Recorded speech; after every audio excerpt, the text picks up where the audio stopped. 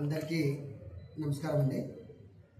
ఈ నెల 3వ తారీఖున డిఐపిఆర్ఓ గారు మాకు ఒక ఫిర్యాదు చేయడం జరిగింది.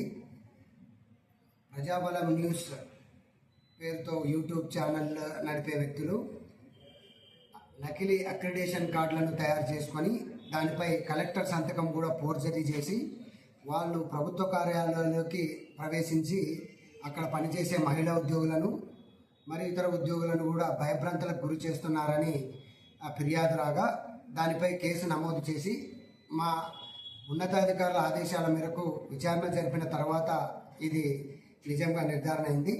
అందులో భాగంగా ఈరోజు ఆ కార్డులను తయారు చేసుకున్న ఎం దేవరాజు, పూడేరు మండలానికి చెందిన దేవరాజును అరెస్ట్ చేసి రిమాండ్కి తరలించడం అయింది.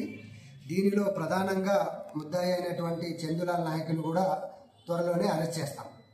ముఖ్యంగా తెలియజేయడమంటే ఈ చిన్న నకిలీ విలేకరులు నకిలీ కార్డులను తయారు చేసుకొని అక్రిడేషన్ కార్డులను తయారు చేసుకొని డిస్టిక్ అధికారుల సంతకాలను ఫోర్జరీ చేసుకొని ప్రభుత్వ కార్యాలయాలకు ప్రవేశించడం, న్యూస్ రాసి వాళ్లను బెదిరించి డబ్బులు వసూలు చేయడం వాటికి పరితగిన పోలీస్ శాఖ తరఫున కఠిన చర్యలు తీసుకుంటాము.